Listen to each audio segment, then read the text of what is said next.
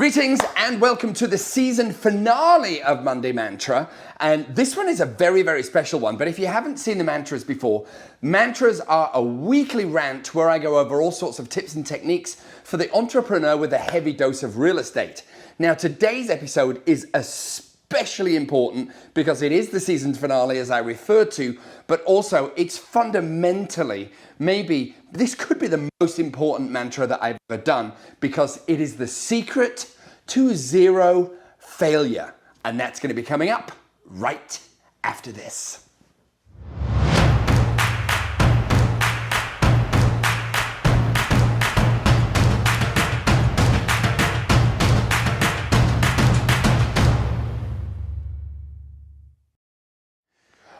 Greetings, and thrice greetings. Welcome to Monday Mantra. And this one is a big finish, season finale. And this is the secret to zero failure. Now, this sounds like major clickbait, which it is not, I assure you. And today I'm going to be going over some fundamental techniques that I have learned. I use that word very specifically, that I have learned over the years. This stuff that I'm going to cover today did not come naturally to me. It came after years and years and years of learning alternate ways to do business, life, and frankly, everything else. The secret to zero failure is a little bit of a complicated one. And this is not just going to be about business. I'm going to be actually going over life techniques today. And I have no idea where this is going to go, but why don't you strap in and come with me on this ride, because I want to share everything that I have learned to help me be a much better businessman, a much better person, a much better father, a better husband, and a better citizen of planet Earth, along with not having failure and along with not having disasters. I mean, we all have trials and tribulations in our life, but I want to break this down to you because I want to shout it from the rooftops, and I'm going to share all of the stuff that I do. Most of what is today is going to be outside of kind of like the business arena, but it's the stuff that I utilize to make my mind better, my body better, my spirit better, and everything else. So we're going to get a little bit Tony Robbins on you, but that's okay. So I want to first of all kind of start at the beginning. I want to start with my upbringing, which, no disrespect to anybody in the north of England, and especially my parents, I was raised with the mentality of you need to get yours. You need to get yours. You need to carve off your pound of flesh and protect it. Now, my parents taught me this with the best of intentions, trying to help me kind of grow and learn. And I have found that I have done an utter 180-degree turn on that philosophy. My life is not about how much I can take and how much I can get mine and how much I can protect mine. It's actually about how much I can share, how much I can give, how much I can learn from others, and how much I can pass on to others. You've heard me say this before if you've tuned into other mantras. For me, life is not about money. I value my time just as much as my finances. In many ways, I find time really is the only commodity of any value. So how I spend it is incredibly important to me. And when I had that upbringing in Northern England about I need to get mine, it put me in a very defensive stance. And it put me in, it was very easy to get resentful of people who were more successful than me. It was very easy to not share because I thought they were going to be my competition. This is when I was coming up through the ranks of the music business. And it was very easy for me to live in this kind of guarded castle with a moat full of crocodiles, which ultimately turned out to be an incredibly lonely place. The most important part of this entire mantra today is I want you to try and wrap your head around the concept of not being attached to the results. We've spoken about this before at length, but I'm really going to be drilling down on this because the roadmap to zero failure is having detachment from the results. Okay, I'm getting a little bit out there at the moment, but I do want to dig into this and I want to give you the roadmap that I use myself. So I came to the United States in about 1993. I was still in the music business, and I remained in the music business for about another 8 or 9 years. And then there was a fundamental shift in my life. I met the woman that I ultimately married. My wife, Cindy, is a Vietnamese war veteran, meaning not war veteran. She was a Vietnamese boat person. She escaped the war in Saigon on a boat with her siblings and her mother. And my wife and her family are all devout Buddhists. Now, each to their own. I've got no problem. Anybody, whatever you are, whatever God you worship or don't worship, knock yourself out. Nothing to do with me. However, one thing that has rubbed off on me, now I'm also going to tell you something else very personal as well. Many of you out there know that I have been sober for a long time. I'm coming up on 18 years. My sobriety is almost an adult. And those two worlds in conjunction, sobriety and then marrying a Buddhist, have fundamentally changed my life. And I'll tell you why. I'll start with sobriety first. For those of you, if there's anybody out there that's trying to battle addiction, well, I've been there. I know what it's like, and it's a dark and lonely place. The only way for me to get out of addiction 18 years ago was to find something bigger than me. And what I found was a group of other sober people. And I became part of that group. And it kind of lifted me out of addiction over a long period. And in order to do that, I had to have some kind of faith that there was, that I didn't control everything in my life. I wasn't the watchmaker of my life, which did not come naturally. Both of my parents were both atheists. And I was taught that, nothing exists, ashes to ashes, dust to dust, and that's it. So wrapping my head around this concept was really difficult because I was an independent. I was a survivor. I was in charge of my own destiny. No, I didn't depend on anyone. I was a street kid that ran off to London at 15 years old, 16 years old, and I don't need no one. So I thought. Ultimately, after then being married to Cindy for quite a while, Cindy this is classic Cindy. My wife Cindy does this. I love it, but it drives me bonkers at the same time.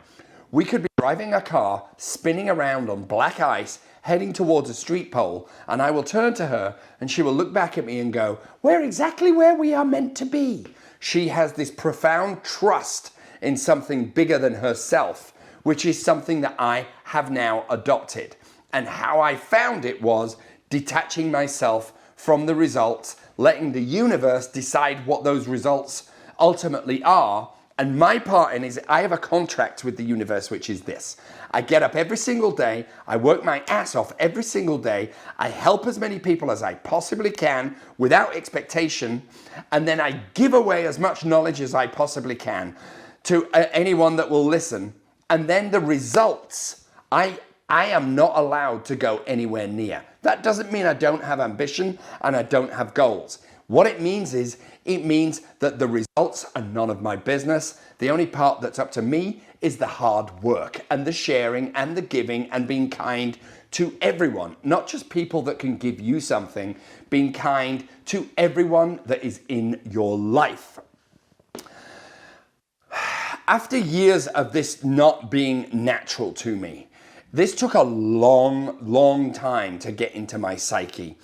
But after years, I began to trust what I call Mother Universe. I can't use those other titles, but I believe there's some power out there in the universe. I began to trust it.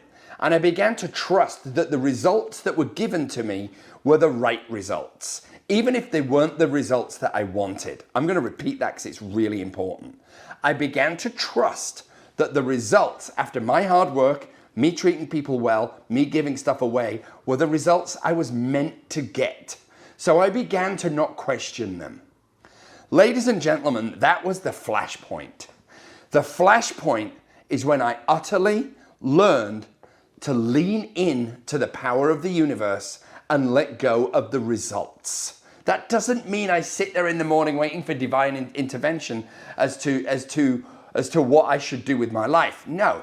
I have goals, I have dreams, I work hard and I strive for them. But if I don't get them, or I do get them, I don't think that's on my own merit. I believe that is, that is the roadmap of my life.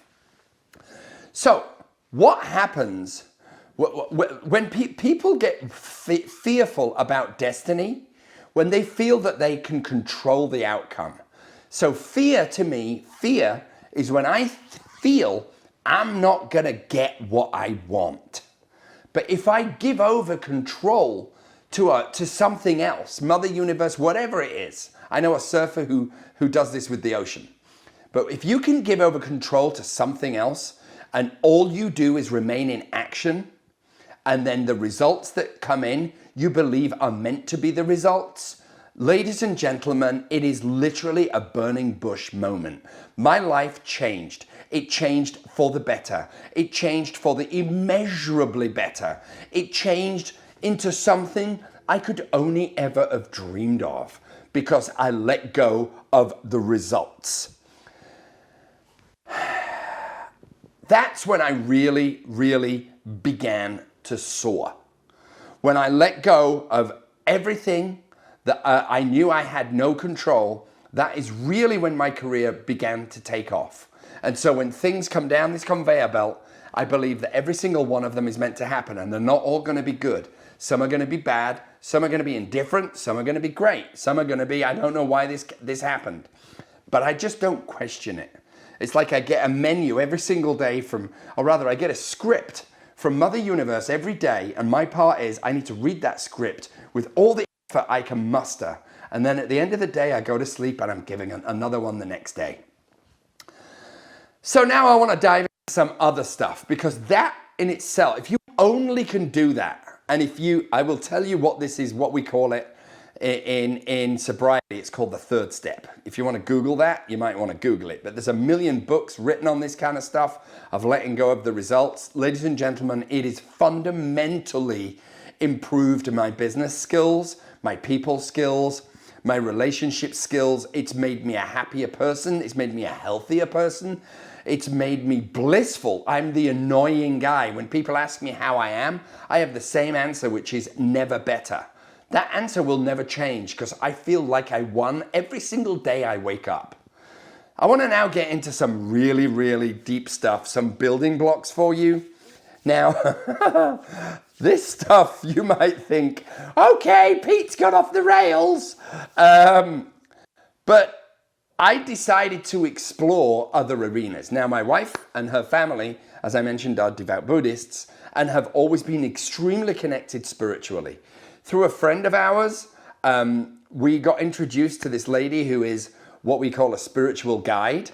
Now, I went into this with all sorts of hocus pocus. I looked at my missus, my mother-in-law, who I love. She does this kind of thing all the time, right? Fortune tellers and all that junk, right? And I have always scoffed at it. I've always laughed. This is not that. I got introduced to this lady actually through another real estate agent who I love. What she does is she reads, she gives me clarity by accessing energy. Now I'm going to get off into like hippie land for a second. So if you're not into this stuff, you might want to switch this off. If you are into it, it has utterly changed my life and I want to share it with you. So not all of these people who say that they can read what's going on with you on a spiritual level can. I know there's a bunch of snake oil salesmen out there, but I have actually found one who has fundamentally changed my life because she can sense what's going on and she can give me clarity. I do believe these people exist, and if you ask enough folk, you're gonna find one. Contempt prior to investigation is how I used to live my life. I no longer live my life like that. I'm gonna give you an example. I'm not gonna use the word, I'm gonna use the word butterfly, right? For obvious reasons, because it's a very private word. But I sat down in front of this woman and she started reading me. And there is a word that me and my wife use, which is not butterfly, but I'm going to say it's butterfly. And she said to me, does the word butterfly mean anything to you?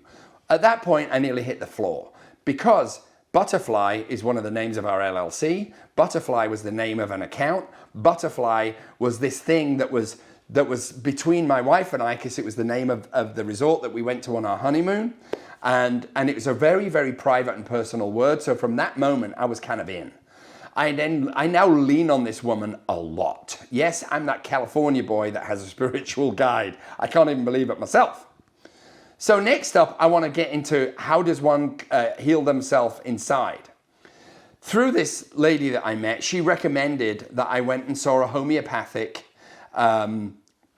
this homeopathic kind of herbalist guy who does the same thing. He kind of reads your energy, and then he's given me a whole bunch of like vitamins and homeopathic remedies. And I know I sound bonkers. I sound bonkers to you guys. I am very sane. I am of sound mind. And I can tell you, I had utter contempt for this. I thought it was all tricks and it was nonsense. This is a guy that uses old Chinese medicine. It's changed the way I feel. I've never had more energy. I've never had more clarity. I've never felt better in my life, and I've never felt happier in my life. And lastly, I want to tell you about the latest addition to the Pete Lorimer kind of circus of madness, which is meditation. Meditation is something that I've always struggled with. And so Cindy and I, my wife, we decided to kick it up a notch. And we actually now do weekly sessions of transcendental meditation, which I have to tell you is an out-of-body experience. Am I connecting to something higher? Who knows? But I tell you this much, I get an hour where I concentrate on nothing that is in my life. I concentrate on other stuff, and the results have been profound. I want to give you the results of all this. So why am I doing all this? The reason I'm doing all this is because I'm always in search of how to improve. This may change and it may evolve, but for right now, I feel like it's my duty to share with everyone out there the results that I have had. I've never had more success in my life. I've never had more joy. I've never had the effect of feeling that I'm on a journey, and I've never had an effect of the results. I've never felt like this very freeing feeling of the results are exactly how they are meant to be, which I know is a philosophy of many religions around the world. I was not that guy. I've made strides into this world, and so now to bring it back to the clickbait title of The Secret to Zero Failure is trusting that everything is exactly the way it's meant to be. If everything's the way it's meant to be, how have I failed? I cannot fail if I let go of the results. I cannot fail if I trust in something bigger than me. I cannot fail if ultimately I believe I'm not the maestro of the plan. I am, to quote the bard, just a player upon the stage, but it's a stage that I tread vigorously with all my might, and I explore every corner of it. Some of it are dead ends. Some of it are wonderful. Some of them send me off on a tangent to places that I never dreamed would happen, such as doing a television show for Netflix. But I wanted to share this with you. This is life stuff. This is way bigger than business. This is way bigger than learning tips and techniques to sell real estate, in my opinion. This 20 minutes or 15 or 30 minutes, whatever it is, this 20 minutes may have been the most important words I've ever shared publicly. And I hope those of you that got to the end, let me know you got to the end. Let me know you got to the end by using the word butterfly. If you write anything on this, everything I'm saying to you, I couldn't be more sincere. I want you to find the gifts that I have found. I want you to feel as free as I do, because I feel invincible. I feel on top of the world, and I feel like nothing can stop me. And I feel happy, and I feel healthy, and I feel full of gratitude. I feel like I've hit the lottery every single day I'm alive. And if that is not the secret to zero failure, ladies and gentlemen, I don't know what is. So I thank you for your patience if you got to the end with me. I'm here to be of service. This is the finale of Monday Mantra. I'll be back with another season soon, but I wanted to share this with you. Have a beautiful summer. Have a beautiful rest of your year. I'm sure I'm going to pop up later in the year, but this is a very, very, very heartfelt Pete Lorimer wishing you nothing but love and blessings and success and attaining your goals, whatever they are. But just remember, you're not in charge, and neither am I. With that, I'll bid you adieu, and I'll see you all soon. Adios.